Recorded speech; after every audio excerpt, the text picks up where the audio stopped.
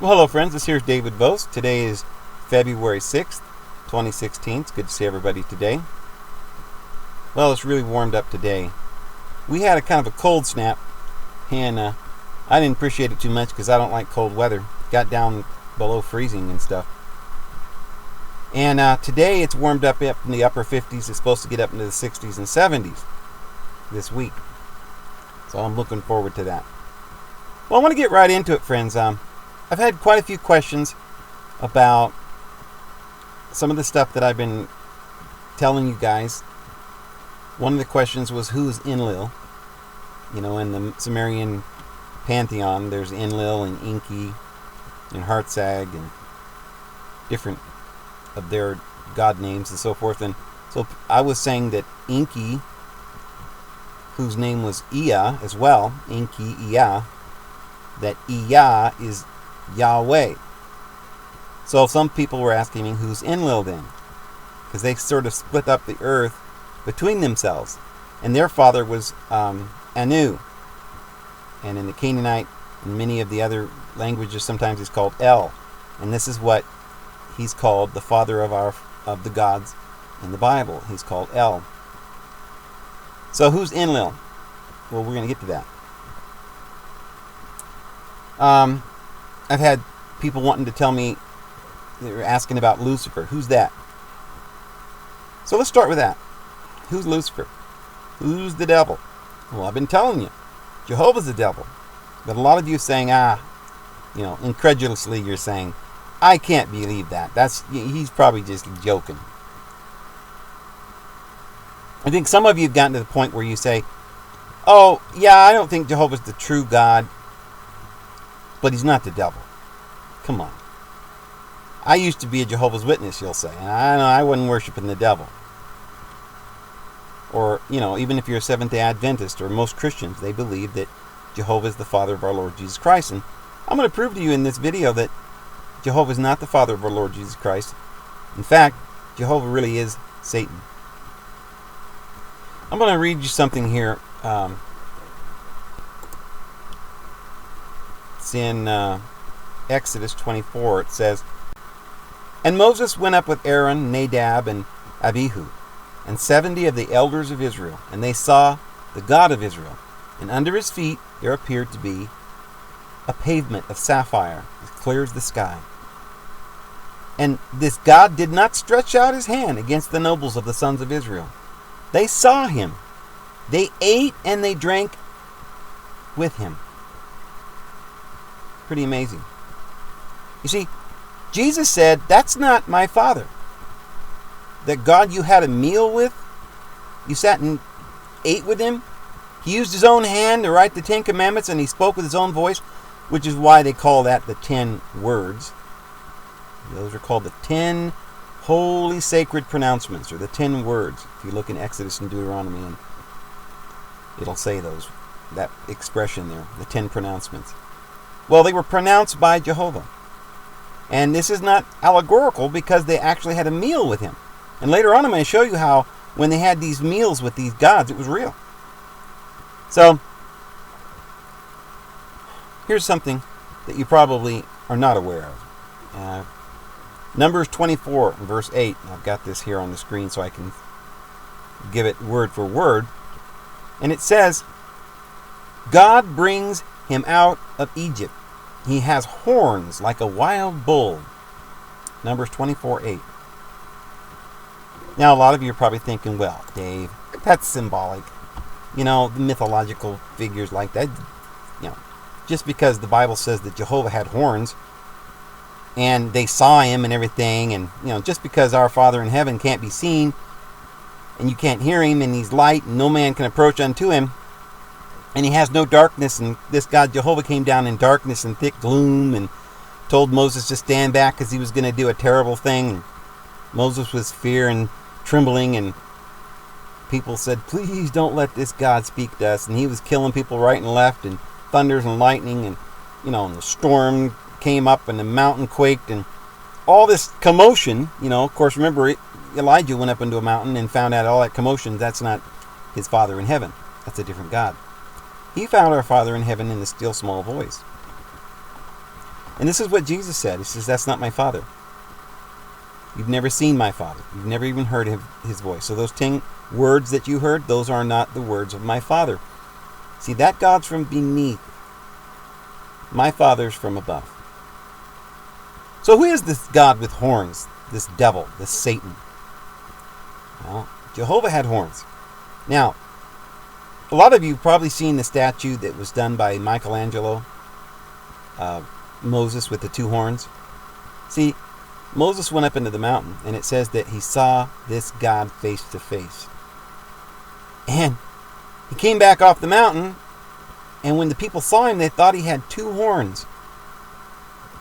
So this is why Michelangelo carved this statue of Moses with 2 horns.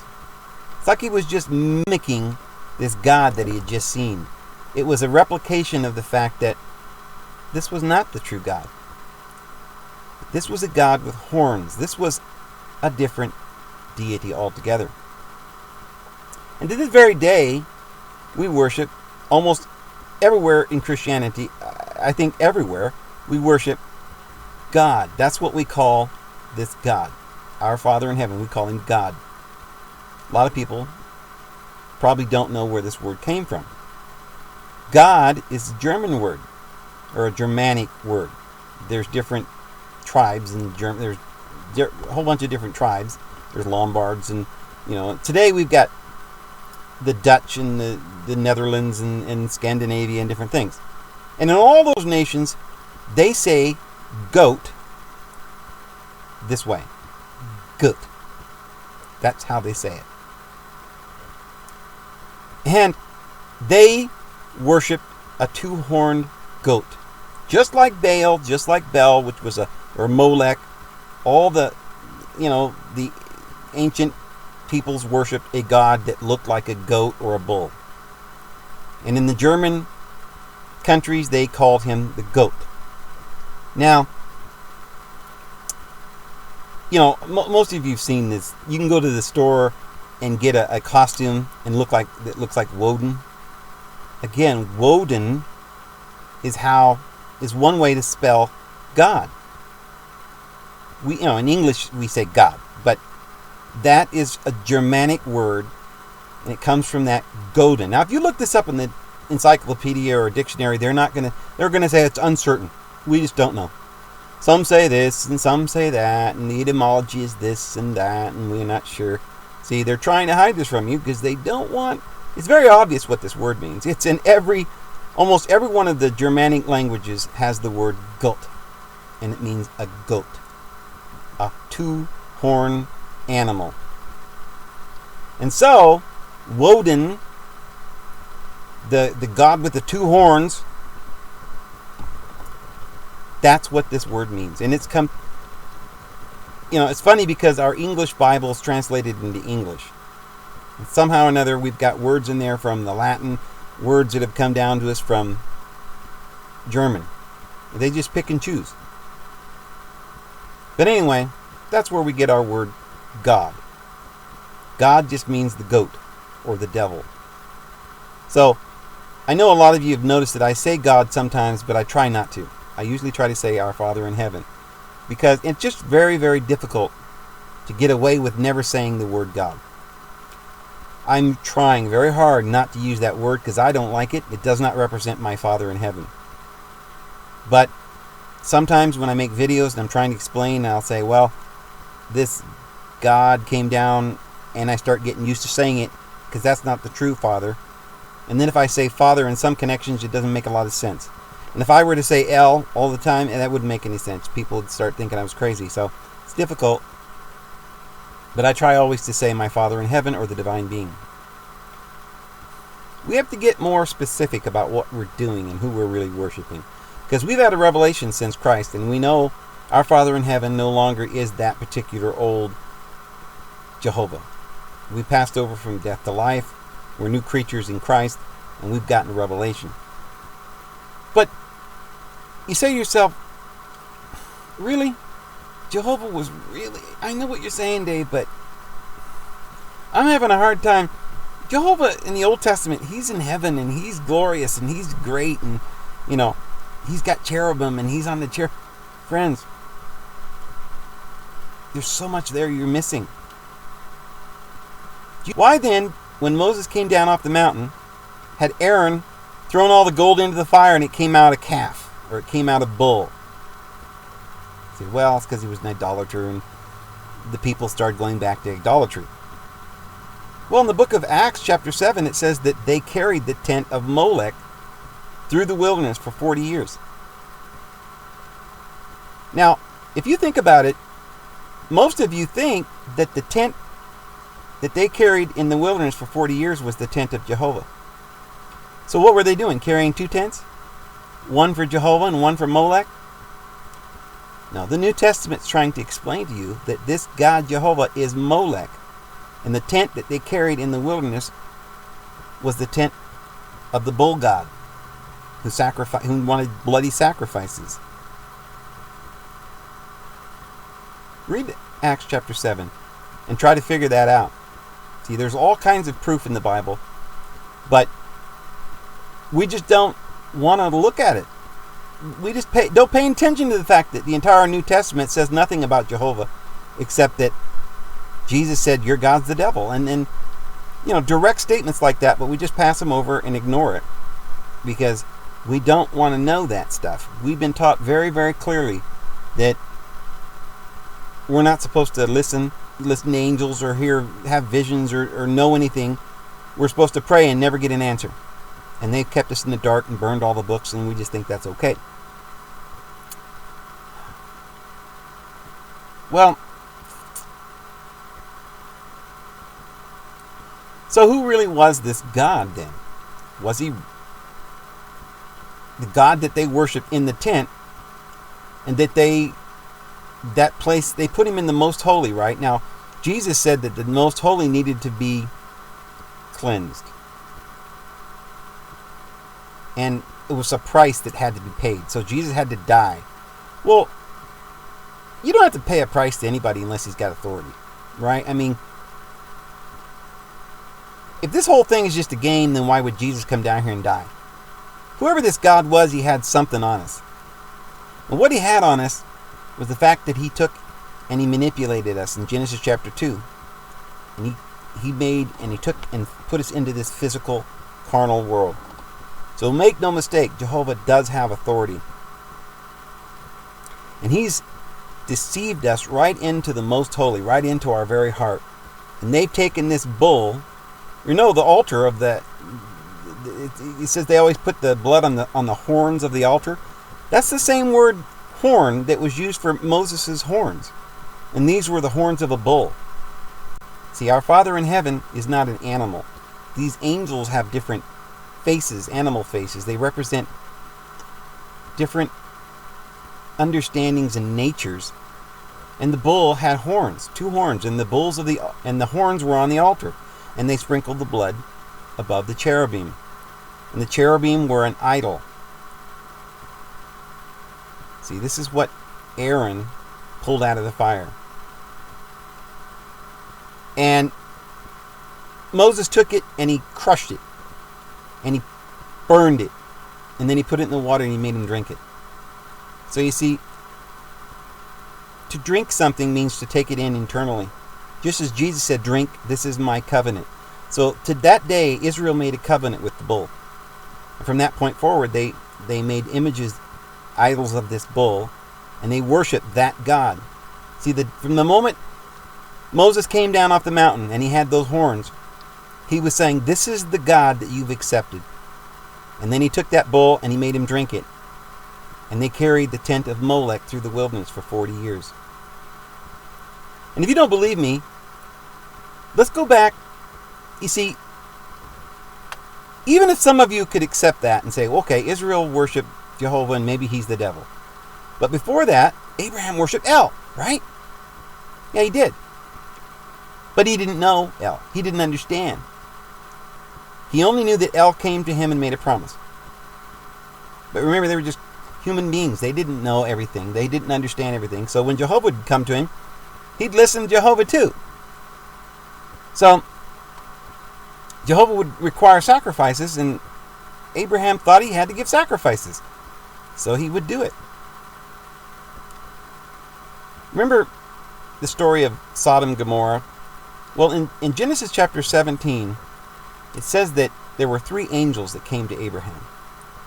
Now, read that carefully, chapter 17 and chapter 18. Read it very carefully in your own Bibles. You'll see that I'm not telling you any lies. But it says there were 3 angels. And then it says 2 angels left and went to Sodom. And the angel that was standing there, that stayed, that was Jehovah. Now, you say, well, okay, but that was the angel of Jehovah. It wasn't really Jehovah. No, it was really Jehovah. And it says that Abraham got him a meal, told Sarah, go in there and make a big feast, and they ate. See, the same thing that happened with Moses. And he saw this God face to face, and Jesus says, that wasn't my father. And they had food, and he spoke right out of his mouth the 10 Commandments. This was an actual humanoid. And he ate and he drank with Abraham. Now, the other 2 angels, you might say, okay, well, they were lesser angels. Maybe it was Gabriel or something. No. The other 2 angels were greater than Jehovah. Jehovah was not the greatest of those 3 angels. You see, in the Sumerian Tablets, it explains that always it was these 3 gods that always came down and talked to men. And it was at that time, around Abraham's time, that it actually talks about it in the Sumerian Tablets. So, you've got Enki, Enlil, and Ninhursag. And it was Enki that stayed behind and talked to Abraham. So, who was this other angel, Enlil? Well, it was these 3 that always came. It was this Trinity. See, even to this day, Christianity worships this Trinity. Now, it's true that this Trinity is used to understand our Father in heaven, and today we've got the Father, the Son, and the Holy Ghost, and so forth. But most of that is just kind of contrived. It was just sort of a little game that the Catholics played to try and get us confused as to who God is. But there was an ancient trinity of beings that used to come to all the humans. And it was Enlil, Enki, and Ninhursag. Now, the way Israel talked about their God, it was always Jehovah Elohim. Most of the time, they would talk about it as though it was Jehovah Elohim. So, we've just gotten used to this idea that Jehovah Elohim represents one God, even though Elohim is plural. See, what they're talking about is they're meeting the representative Jehovah who does all the talking, Enki, who was representing the Elohim, and there were 3 of them that represented the Elohim. And the Elohim is not El, the father of the Elohim. The Elohim is not El. The Elohim is these 3 angels that represents the gods. The gods were on Nibiru. So there was just these 3 that came there and represented the gods. And the spokesman was always Jehovah. This is where we get the word Jehovah Elohim. So we've talked about how the Old Testament is basically a Reader's Digest version of the ancient manuscripts. The closest we've come now today is the Sumerian Tablets. They go in depth, and if you read those for yourself, you'll see that the Bible is more or less an excerpt from that. Word for word, most of the names are all very similar. Some of them are a little bit more revealing, and it explains a little bit further, and it explains who those 3 angels are, who always met the children of men. And it explains that there were these 3.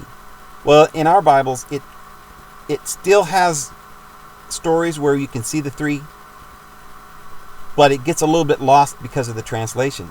We see Jehovah Elohim and we don't understand. It's more or less kind of saying Jehovah, the representative of the gods. And so the Jews didn't go into any great detail. They just had this excerpt. And so when they'd see Jehovah Elohim, they just said that was our Father. And then the other 2 angels, well, those were angels, They didn't have a clear knowledge of who these 3 beings were, but Jehovah Elohim really was a spokesman, and then 3 angels who represented the gods of the Nibiru.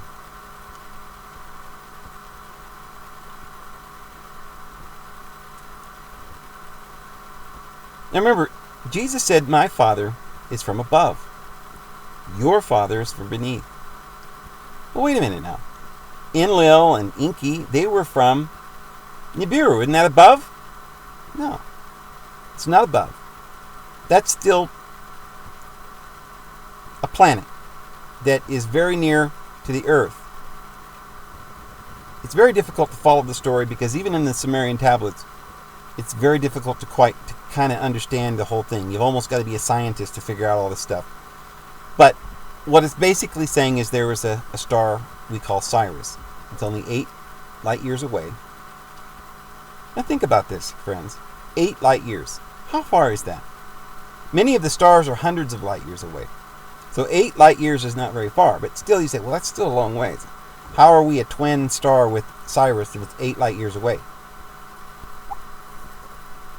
Well, friends, the gravitational pull of our sun is about 1 light year. See, Earth is 93 million miles away from the sun, and you got to go out to Mars and the asteroid belt and Uranus and Jupiter and Saturn and Neptune and Pluto, and when it's hundreds of millions of miles.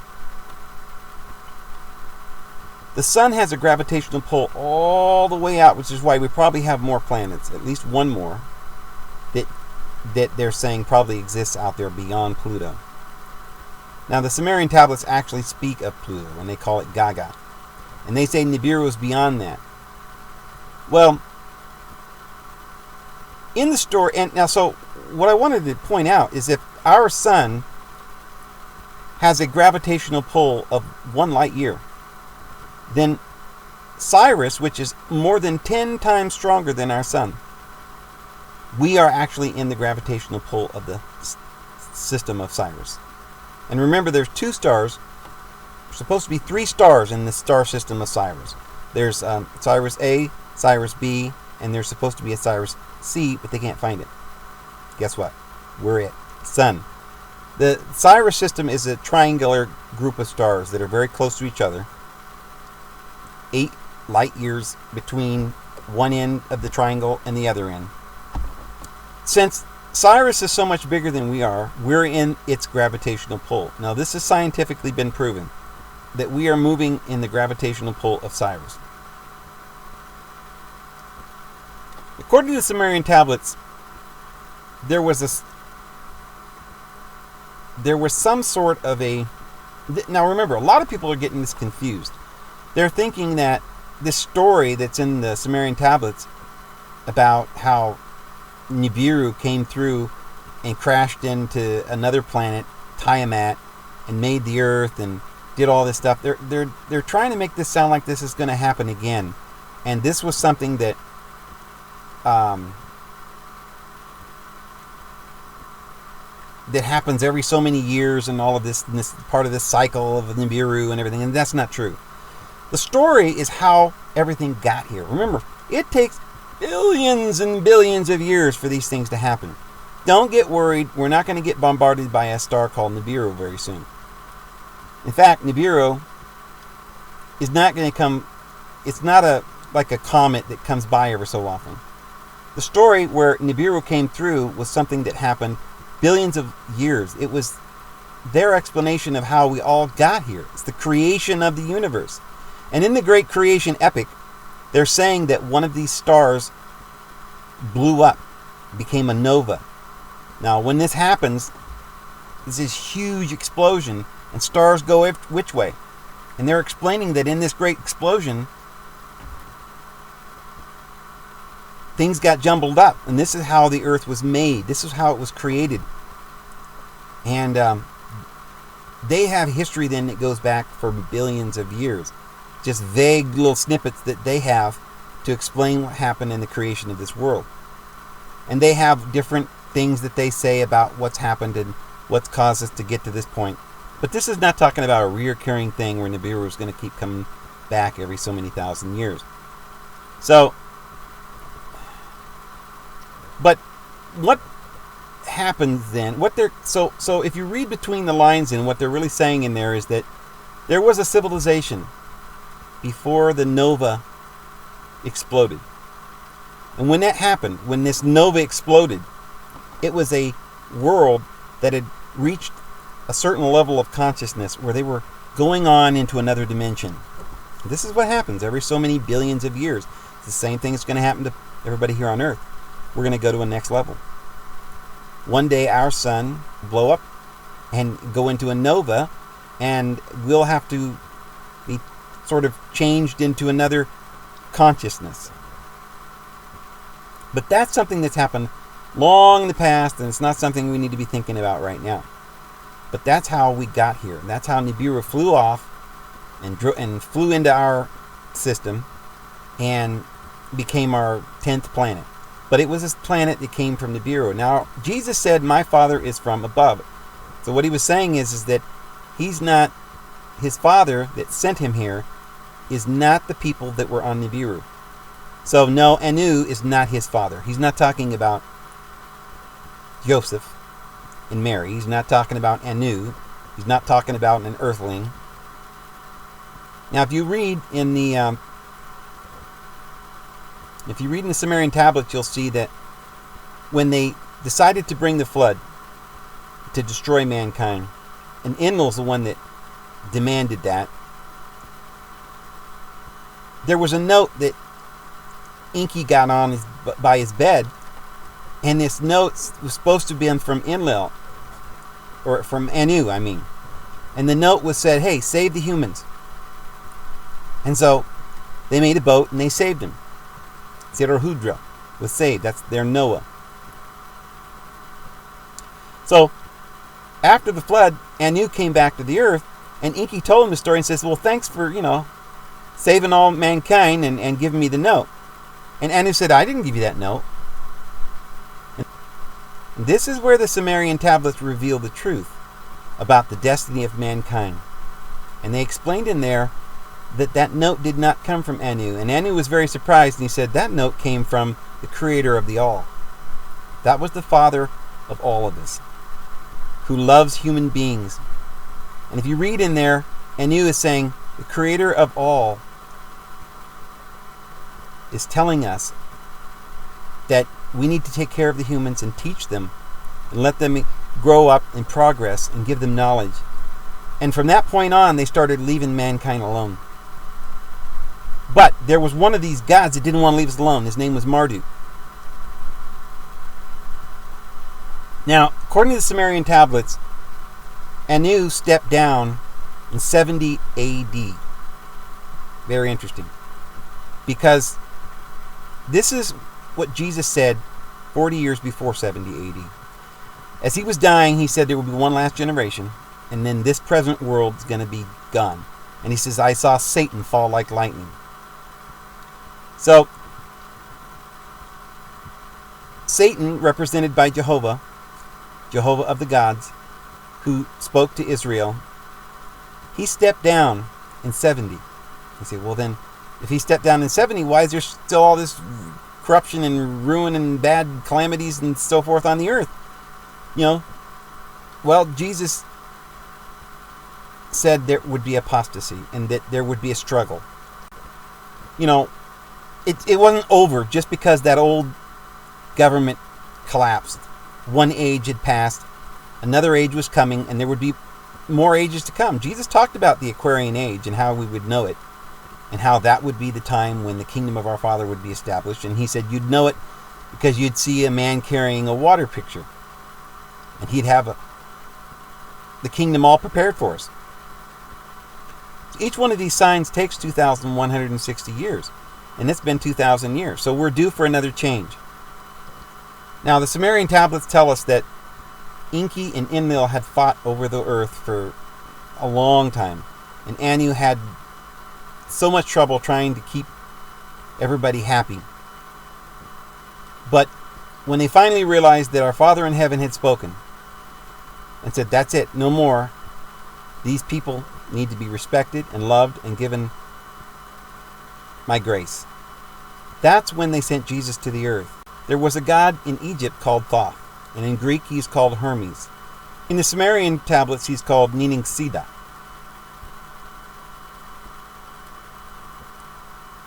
Anu told Ningishzida to take over the world. Ningishzida told Anu, when he stepped down in 70 AD, that he was not ready to take over the reins of this earth, but that the people were not ready. And he encouraged that they would put a king on the throne called NANNAR. So, since about 70 AD, NANNAR has ruled over Nibiru. He's been a lot better than Enki or Yahweh and Enlil. They had fought and had great wars for ages before that. NANNAR was a lot better, but what happened was he wasn't capable of really bringing about world peace, because human beings still had not gotten to that place where they could accept world peace. And here's another problem. This god Marduk was not willing to accept his defeat, and was not willing to accept NANNAR as king. So there's been a battle being waged. The Bible talks about it as a great war in heaven. So somewhere around 1000 AD, this god named Marduk came back to the earth. Now he's not welcome here. He's not supposed to be here. He was quarantined. He's been quarantined in the vicinity of this earth for a long time. He's not ever allowed to go to Nibiru or back to the Sirius star. This is why he's called Mars. So he's been hanging around this area, and he's had outposts on Mars, and there's just a few of them left. He's got 300 of his sort of associates. Well, they came back to the earth in about 1000, and they've been doing all they can to take down NANNAR's kingdom. They've infiltrated everything. Government, they've taken over the banking system. They've taken over all the institutions, religions. Everything, anything good that ever comes up, they infiltrate it, and they try to keep us down and ignorant. Well, Ningishzida came back to the earth about 1400, and he went down to Bolivia. Now, a lot of you have seen those lines at Nazca and the Peruvian temples. They had a mine down there where they were digging gold and tin, and they were taking that back to Nibiru. And this is something that they did way before we came over here and made America and the United States and all these modern things that happened after Columbus. They'd been down there mining, landing ships, and doing all kinds of stuff. But when Ningishzida came, he basically started taking the reins, sort of a gradual transfer of power from NANNAR to Ningishzida. But he's not ready to take the world and bring in this world of peace, because human beings still were being deceived. And so there's been sort of a spiritual warfare going on. Now this is something that no one on earth knew about. And only recently have we been digging up these tablets and finding out what's really going on. So, Ningishzida is supposed to take over. And now Ningishzida is a very interesting character. This is the god Thoth. I had some light coming in here, so I had to stop it for a second.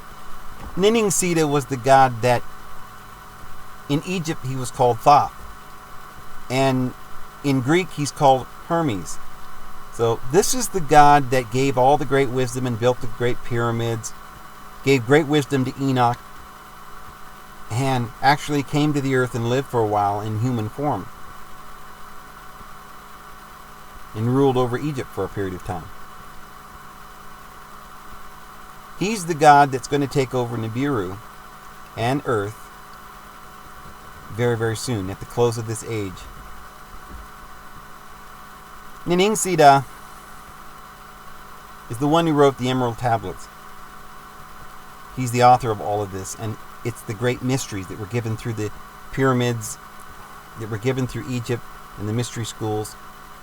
This is where Sir Isaac Newton got all of this wisdom, and all the prophets, and all the wise magi. And these tablets were for a long time in the Alexandrian library. Well, when the Catholics burned that in 295 AD, there were a few of these manuscripts that were taken, and only a very few people had them that were left on the earth. So from that point forward, it was very difficult to actually get to read these writings. And to this day, we've got almost nothing left of it. We do have a manuscript called the Emerald Tablets today, but it is only an excerpt. and it is not the original writings. It was said that Thoth, or Hermes, or Ningishzida, wrote thousands and thousands of books, and they were the wisdom and the astrology and all the sciences and all the knowledge that has been burned and destroyed. And it's because we've lost this knowledge that we don't know anything about our past and our history, friends. But don't worry, because it's coming back. In just a few years, there's a big battle going on right now. And right now, Marduk is scrambling to try and thwart the efforts of Ningishzida. And the way he's doing that is through our own free will. We on Earth have got to make a decision. We've got to wake up. And if we're just willing to tune out and seek fleshly pleasures and go to sleep, then we're going to continue as we are now in darkness. It's time that we woke up and we began to realize that there are forces on this earth that are trying to help us and they're trying to enlighten us, but we can't be afraid. One of the things we've got to do is realize that we do have to communicate with our higher self, with our spiritual side, and not just with these. A lot of Christians are saying, oh, we're scared of the devil. We don't want to talk to spirit. But they don't have any problem with sitting around all day long doing carnal things that suck them into this carnal world so deep that they can't get out. If you're playing some sort of Nintendo game, or whatever they're doing nowadays, and all you're thinking about is carnal pleasures in your car and movies and television, you're never going to wake up. It's time that you get out there and you start doing charity. You start helping one another and spending time alone listening to your Father in heaven. Because the only way you can wake up is to hear the still small voice, friends. And you can't do that if you're in the city and you're on drugs and you're dying in the street. So, just remember all the corruption and the evil and everything that's keeping us bound. This is why Marduk's doing it, because that's what's going to stop us from being awake. And if he has anything to say about it, he's going to keep us sleeping. He's going to keep us ignorant so that we don't wake up. There's coming a time when we're going to have to change. And if we miss that train, another train doesn't come through for a long time. So, friends, I hope that helps all of you. That's all I've really got to say today. And this here's David Vos, and we'll talk to you guys again tomorrow. You have a great day.